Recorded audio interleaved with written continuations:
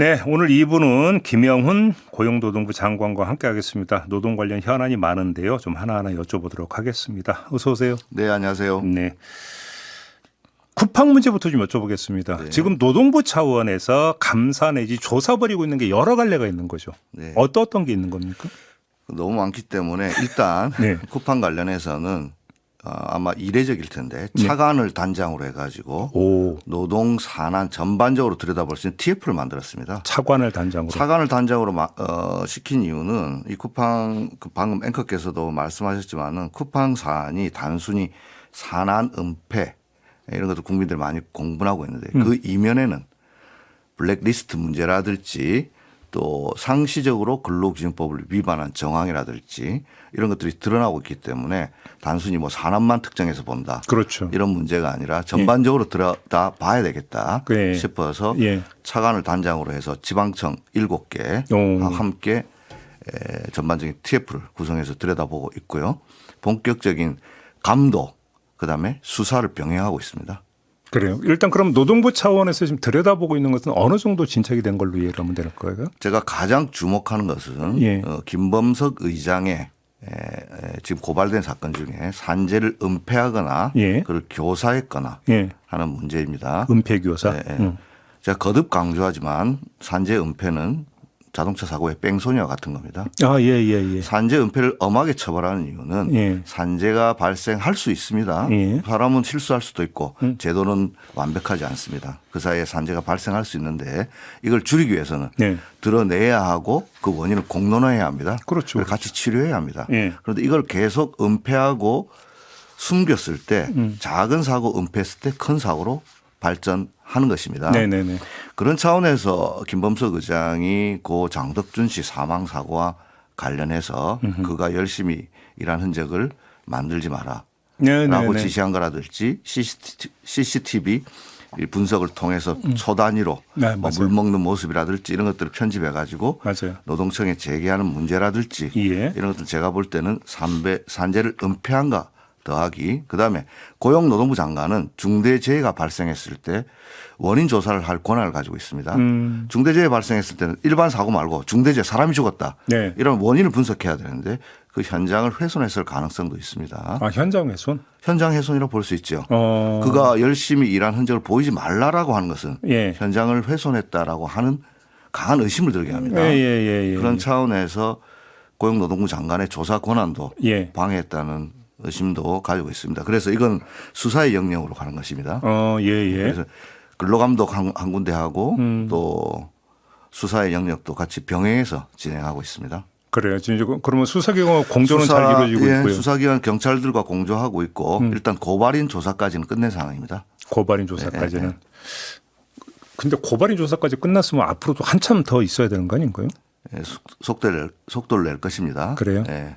지금 뭐 취업규칙 이 문제는 지금 상설특검 쪽에서 들여다본다 이렇게 보면 되는 거죠. 퇴직금 문제 지난 국감에서 많은 국민들에게 인상적으로 남았던 문지석 검사의 눈물이 있었습니다. 그렇죠. 일용직 노동자 퇴직금 200만 원을 찾아주기 그걸 안 주기 위해서 어떻게 보면 뭐 검찰이 동원됐다는 의심을 받고 있는데요. 특검이 지금 조사하고 있는 건 이렇습니다. 일용직 퇴직금 미지급 문제 지급하지 않기 위한 요랑으로 지역규칙을 불이익하게 변경했고 그 과정에서 불법성 소지가 있었는데 동부지청에서는 그게 합당하다고 보았고 부천지청에서는 문제가 있다고 우리 노동부 내에서 지난 정부입니다. 이 문제가 있었던 것인데 결국 이 상황에서 어떤 쿠팡의 개입이나 특히나 검찰의 외압이 있었는지를 특검에서 들여다보고 있습니다. 그거는 특검 쪽에서 하고 있는 거고. 네, 우리 노동부에서는 죄송합니다. 제가 장관이 되고 나서 이와 관련돼서 특정 감사를 실시했습니다.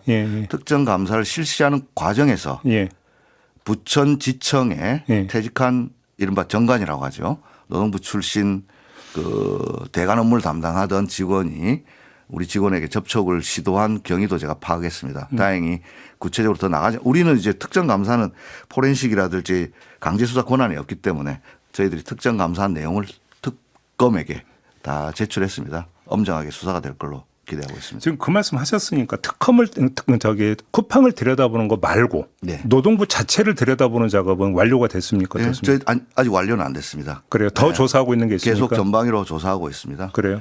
이게 왜냐하면은 조금 어려운 거는 고 장덕준 님이 사망하신 2000년입니다.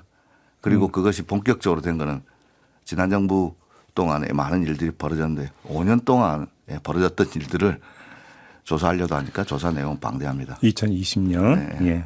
그러면 일단 그 가장 기본적인 사실관계는 파악을 하셨을 것 같은데 노동부 출신 전관 쿠팡에 입사한 네네. 몇 명이고 이 사람들이 지금 현직 노동부 관료들에게 어떻게 접촉해 왔는지는 파악을 좀 하셨습니까? 1차적으로 제가 취임한 이후에 예. 1차적으로 파악했을 때 예. 9분 정도로 파악됐습니다. 쿠팡으로 입사한 사람이. 공교롭게도 예. 공교롭게도 2005년 5월 즉 지난 대선 바로 직전에 쿠팡에서 대규모로 2025년 5월이니까요. 예.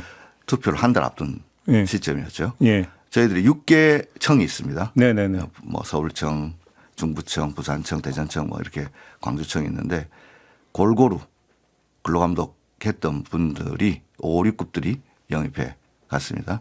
꼭 무슨 일이 터지면 그때 영입을 한 걸로 이렇게 나와 있던데요. 그러니까요. 예. 예, 그래서 그분들 뭐 일단 직업 선택의 자유는 있습니다. 그리고 현재로는 취업 심사를 4급 이상으로 돼 있어서 5, 6급 취업 심사 대상이 아닌 분들을 영입을 해가서 거액 연봉으로 일단 보도가 됐습니다. 그것도 빈 구멍이었군요. 그러니까. 네. 그래서 제가 1차적으로 취임하자마자 이분들과 접촉하면 안 된다. 정말 큰일 난다. 제가 청문회 때 폐가망신 할 줄 알라 예. 이야기한 건 정말 진심입니다. 두 번째로 그럼 이 빈 구멍을 메워야 하는데요. 지금 감독감들하고도 충분히 저희들이 소통을 하고 앞으로 5급까지도 다른 국세청이나 관세청 같은 경우에는 일반적인 업무를 하는 게 아니지 않습니까? 네네네. 저희들도 근로감독, 예. 특별사법경찰관의 역할을 가지고 있습니다. 특히나 쿠팡이든 특정 기업을 담당했던 분이 그쪽으로 갈 때는 취업심사 받을 수 있도록 제도 개선도 나설 예정입니다. 그게 노동부 차원에서 법 개정 사항이 아니라 시행령으로 할 수 있습니다. 가능합니까? 네, 그래서 1, 4분기 내에 예. 하겠습니다. 내부적으로도 충분히 소통했고 관계부처 협의하고 있습니다. 그러면 또 하나 노동부에 쿠팡에서 무슨 일이 발생을 했어요. 네. 그래서 뭐 근로감독을 한 결과든 뭐든지 간에 노동부가 조치한 사항에 대해 적절성도 한번 다 들여보셨습니까? 예를 들어서 네. 그 장덕준 씨 사망 당시에 김범석 의장과 당시에 이제 쿠팡 풀필먼트 서비스 대표 고발됐는데 노동청이 10만 원 과태료 부과하고 끝냈거든요. 네. 이게 지금 적절한 것이는 혹시 다 들여다보셨습니까? 예, 들여다봤습니다. 예. 일반적으로 볼 때 야, 그 10만 원이 말이 되느냐 이런 문제가 있는데 1차적으로 보면은 저희들이 노동 산안을 같이 TF한다고 했는데 쿠팡의 특징은 노동 시간이라든지 이런 것들을 나름대로 지키는 범위 내에서 최대한 쥐어짜는 노동 강도를 높이는 겁니다. 강도를 그야말로 실시간을 주지 않고 네. 하는 그다음에 야간 노동에서 최대한 성과를 도출해내는 방식을 하고 있습니다. 10만 원 과태료와 관련해서 국민들이 아 그게 말이 되는가라고 하는 것은 형식적으로만 들여다본 거 아닌가라는 비판으로 저는 이해합니다. 네. 따라서 저는 그와 관련해서 다시 한번 들여다보고 예. 형식적으로 노동 시간을 잘 지켰냐 휴게 시간을 지켰냐 여기서 그치지 말고 그 사이에 어떤 노동 강도들이 진행되었고 그렇죠. 사후적 조치가 적절했는가 그렇죠. 이런 것까지 전반적으로 들여다보는 것으로 감독 범위를 확장할 생각입니다. 그래서 저희들이 노동과 산안을 묶어서 같이 감독하는 것입니다. 근데 장관님이 보시기에 네. 쿠팡이라고 하는 그 업체의 노무 관리 특징이 네. 어떤 거라고 보세요? 저는 정리를 하면. 저는 1차적으로 꼭 말씀드리고 싶은데 저는 쿠팡을 악마하는 데 동의하지 않습니다. 네. 저는 쿠팡이 노동자와 소비자 소상공인들을 잘 연결해주는 플랫폼으로 거듭나기를 바랍니다. 제가 볼 때 가장 큰 문제는 김범석 의장, 죄송한 말씀이지만 김범석 의장의 좀 삐뚤어진 노동관이 가장 큰 문제의 본질 아닌가 생각됩니다. 어떻게 삐뚤어져 있다고 보시는 거예요? 아까 그가 열심히 일한 흔적을 지우라는 것보다 더 충격적인 말은 그가 왜 열심히 일하겠는가. 예. 그는 시간제 노동자일 뿐이야. 맞아요. 예, 성과급제가 아니란 말이야 라고 질타를 합니다. 예. 이분의 머릿속에는 시간만 때우면 노동자들은 지나가는데 절대 채찍을 가하거나 감독을 하지 않으면 열심히 일하지 않을 것이라고 하는 깊은 잘못된 사고가 있는 것이 아닌가 생각됩니다.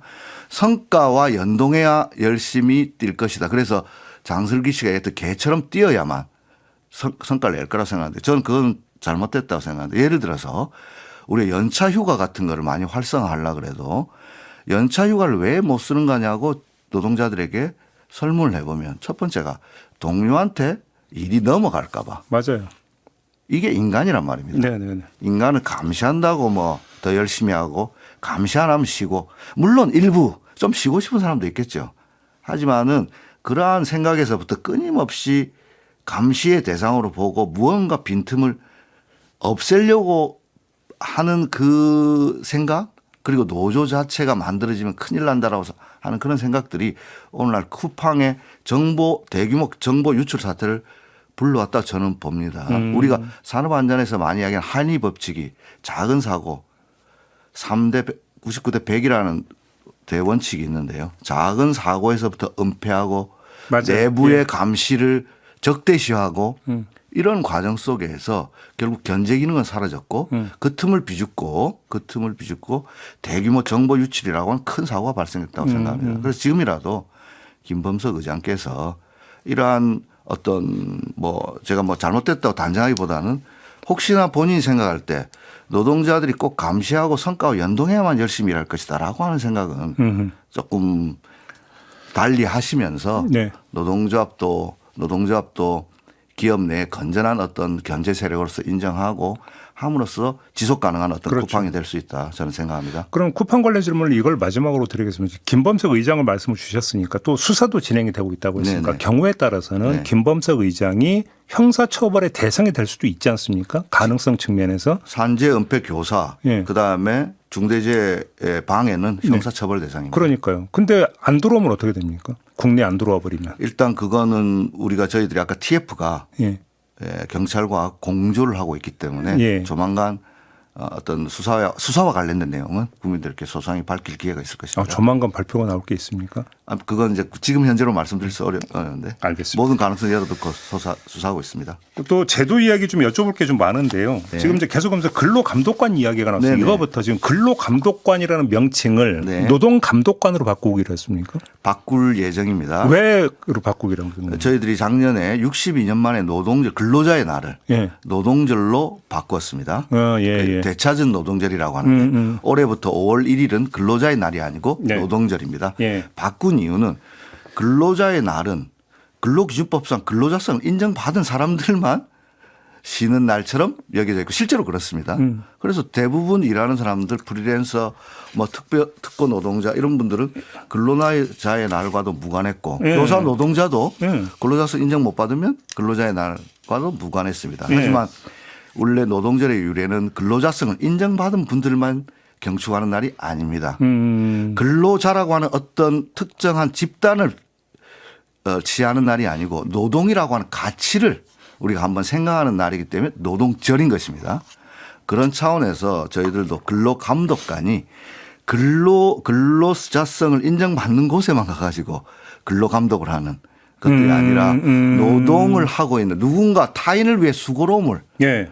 수고로움을 활동을 하고 있는 모든 분들을 우리의 보호 대상이라고 하는 차원에서 근로자성 인정 여부를 넘어서 일하는 모든 사람을 보호하고 그 기준을 세운다는 차원에서 노동감독관으로 변경하려고 합니다. 그럼 장관님 좀 이거 평소 제가 가졌던 계속 의문이고 정리가 안 되는 부분 좀 정리 좀 해주세요. 네네. 그러니까 저 방송하는 입장에서도 막 혼용을 하는데 네.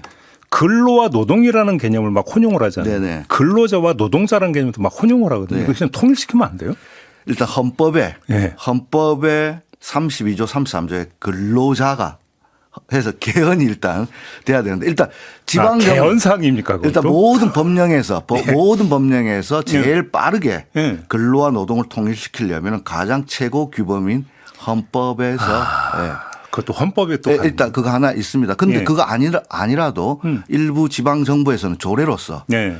통일시키는 건 있습니다. 예. 근로와 노동의 차이가 뭘까? 그 말이 그 말 아닐까 생각할 수 있는데 근로는 열심히 일한다는 것이고 열심히 일하는 것이고 노동은 열심히 일하는 걸 뛰어넘어서 무언가 인간이 인간 밖에 있는 사회와 자연을 인간에게 이롭게 하는 모든 수고로움이라고 하는 가치를 이야기한다고 할 때 근로보다는 노동이 훨씬 더 포괄적인 개념이고 그렇죠. 우리한테는 또 안 좋은 기억이 있는 것이 일제시대 때 근로보국대 이런 근로정신대도 있어요. 근로정신대도 있었고 그렇죠. 그게 나치나 일제가 노동조합을 아예로 탈퇴하면서 노동조합을 대체한 게 근로정신대 근로보국대였거든요. 네, 그렇기 때문에 그러한 어떤 일제 잔재를 청산하는 의미에서도 예. 노동이라고 하는 단어를 쓰는 건 대단히 중요합니다. 다만 헌법적 개념은 근로다. 헌법은 지금 참. 이제 32조에 모든 국민은 근로의 권리를 가진다 이렇게 되어 있기 때문에 개헌상이 하나 더 생겼네요. 그러면. 일단 그래서 노동 헌법이 필요하다고 저희들이 주장하고 있습니다. 그러면 얘기 좀 더 확대해서 근로자 추정제가 뭡니까? 요즘 논의되고 있던데. 일단 얼마 전에 보도가 되었는데요.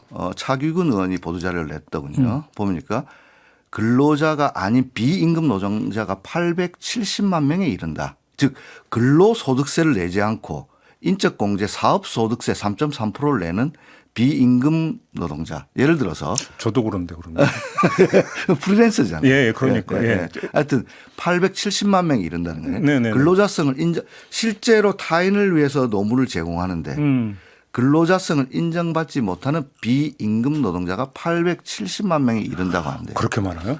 그 정도로 권리박 노동자가 많다는 것은 네. 현재 제도가 우리 사회를 못 따라가고 있다는 반증인데요.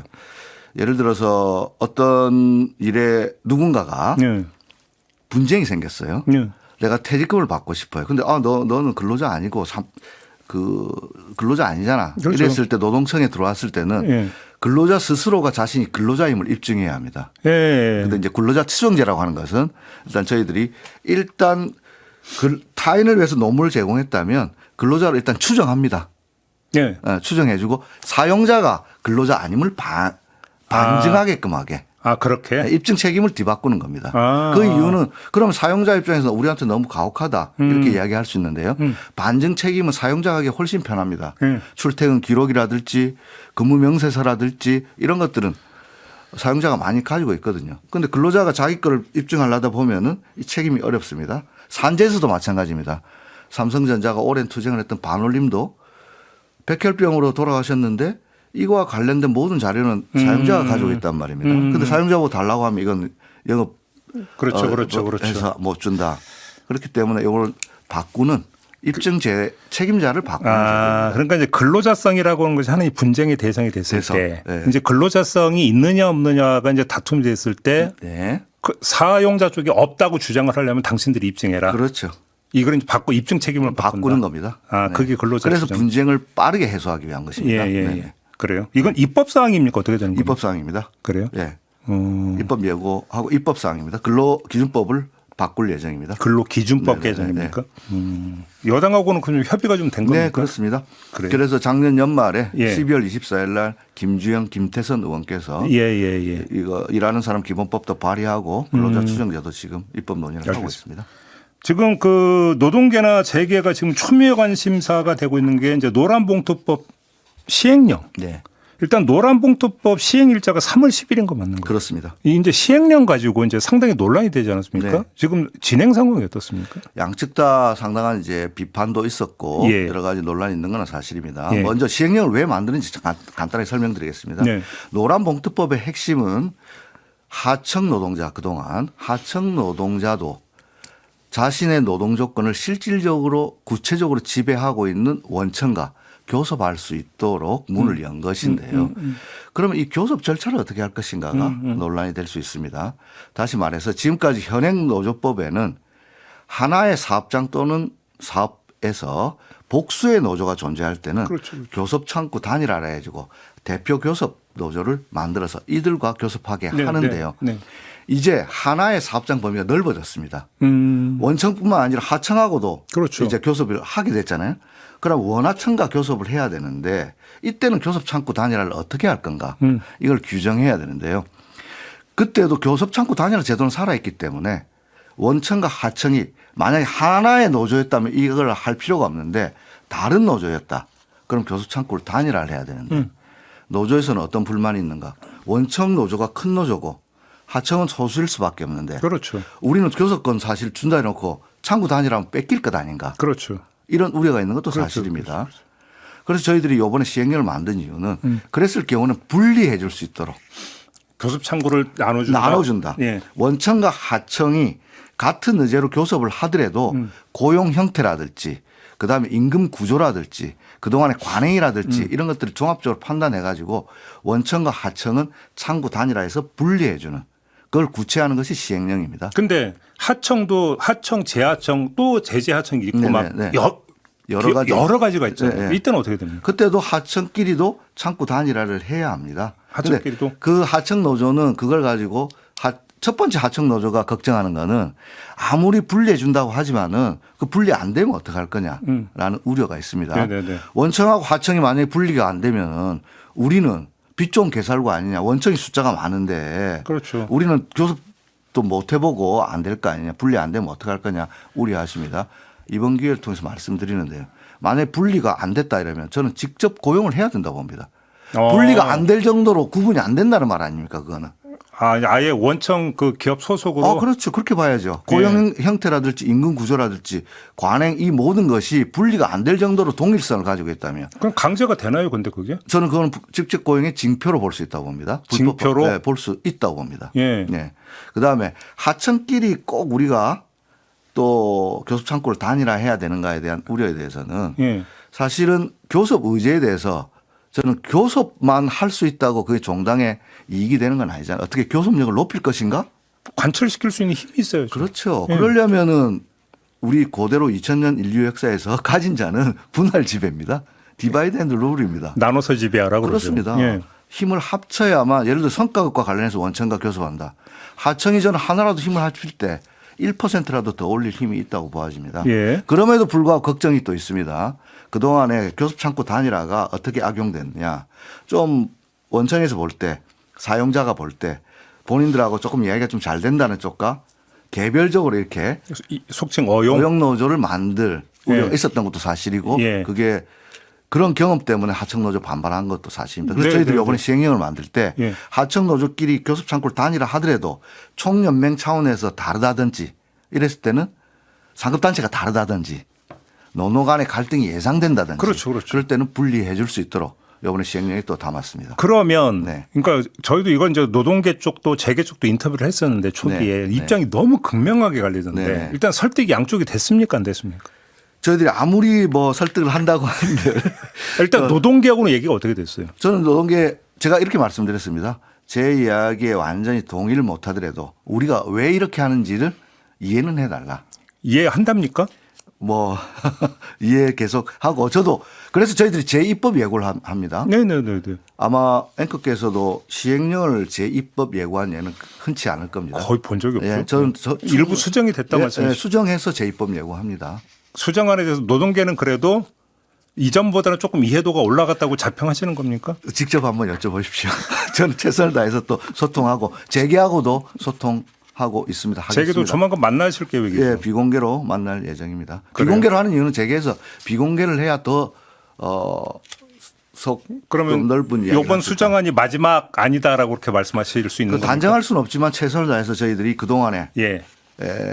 들었던 이야기들을 합리적인 방안에서 수용했습니다. 그럼 노사정 그 대화 진행 상황 보고 다시 한번 이야기를 나눠보도록 하겠습니다. 어떤 제도도 완벽하지 않습니다. 알겠습니다. 이번 기회에 신뢰를 쌓아가는 계기가 됐으면 좋겠습니다. 고맙습니다. 말씀 여기까지 들어야 될 것 같습니다. 고맙습니다, 장관님. 네, 감사합니다. 네, 김영훈 고용노동부 장관이었습니다.